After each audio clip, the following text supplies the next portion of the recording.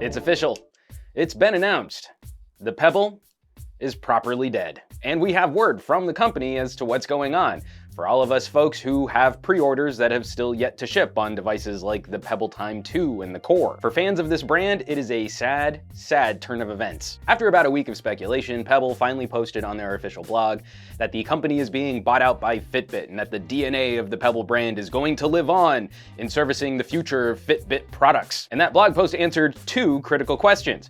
What's going to happen with the Pebbles that have just recently shipped, and what's going to happen with the Pebbles that have yet to ship. The company is being dismantled so quickly that if you recently acquired a Pebble, you might not be able to get it properly refunded. According to Pebble's blog post, only refunds processed before December 7th are really going to be eligible for that full refund. We don't have proper confirmation yet on anyone who might be looking to return their Pebble past that date. And if you have a Kickstarter or a pre-order that is yet to ship, all refunds should start being processed by December 16th of this year. Always super irksome that they can take money from my credit card nearly instantaneously, but processing a refund can take up to 10 business days. And for those of us who are still using Pebble hardware, functionality should be maintained for the immediate future, though they say at some future point, the features that are more server side on your Pebble will probably start to go away. They are looking at ways to maintain some of that functionality, maybe localizing it more to your phone or to the watch itself, but they don't have any hard confirmation on what's going to keep working and what's going to get the axe. And lastly, as the final twist of the knife,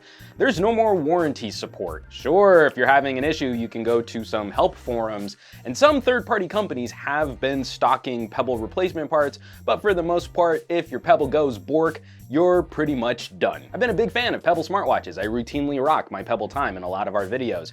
This is the worst possible way for this company to be acquired by another entity and then being dismantled right in front of our eyes. Personally, this move is aggravating. It completely leaves me in the lurch. I really don't know what to do. I have this pretty bad habit of picking losers, products that I get really passionate about. Case in point, the Qualcomm Talk. I was a huge fan of this watch, but I had to properly retire it this year as it was becoming more and more evident that Qualcomm was not going to continue supporting this device, not providing it with new features, and support for other apps was becoming woefully slim. Never could get it to properly work with Google Hangouts, not that that'll matter in the future with Google trying to devalue Hangouts. Now this watch properly started me off on a conversation about outdoor viewable displays and really long battery life. Even near the end of its run, on my wrist, I could still count on a solid 4 to 5 days on a single charge. And living in an area of the country which gets a lot of sunshine, having a display which is easy to read in bright light with that super long battery life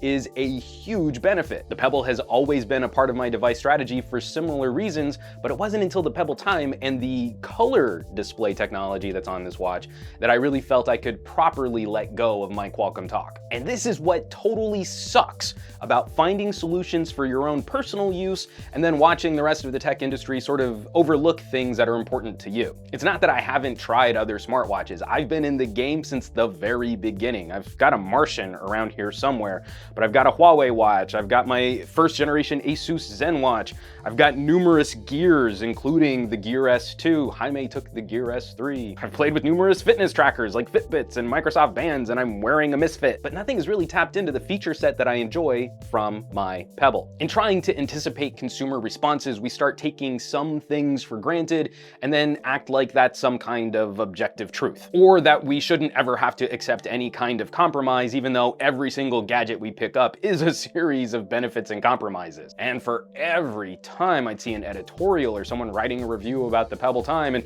oh, the washed out colors on the screen, you should use an LCD or AMOLED display. The Pebble became the perfect complement to my phone. My phone looks amazing indoors. I don't need two screens that look awesome inside.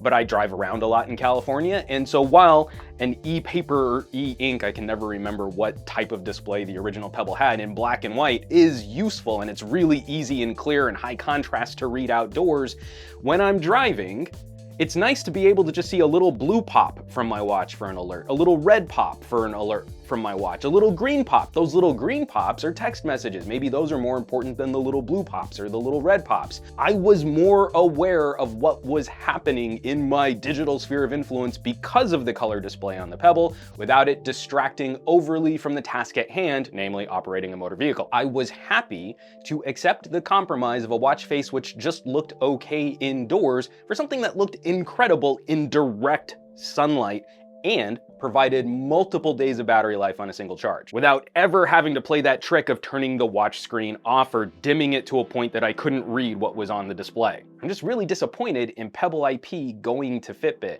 Just not as interested in a Fitbit fitness tracker, and I'm hoping that what we'll see is a proper Fitbit watch. I'd totally be willing to give Fitbit a shot there, and I hope we do see some cool hardware. But in the meantime, I'm proper stuck. I'm not really quite sure where to turn to next. Years ago, before I was a member of this Pocketnow team, I tried an experiment where I completely muted my phone and I relied on a Martian to give me all of my notifications and alerts. From that first experience with the Martian, I have never turned the volume or ringer back up on my phone because of smartwatches. My phone will never interrupt a conversation, and I refuse to look at my phone unless I know I'm looking at it for a purpose. If it buzzes or it beeps, I'm not gonna sit there and obsessively check notifications until I know there's something worthy of my attention in my notification tray. And that really seems to bother a number of people who watch our reviews because I'm not often clearing out my notifications, especially while I'm shooting those reviews. Man, seeing all those little tiny icons really seems to piss some people off. I still like my Huawei watch. This will probably be what I turn to for my Android Wear experience until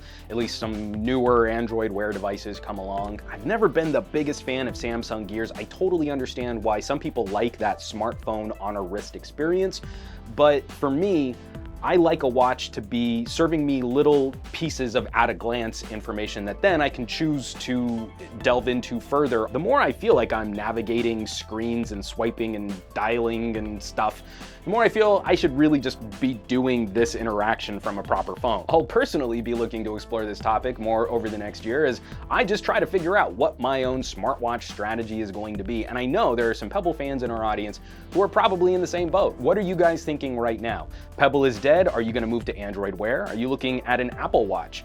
Are you looking at some sort of third-party or hybrid solution like what Skagen and the Fossil Group are doing with purely analog notification systems?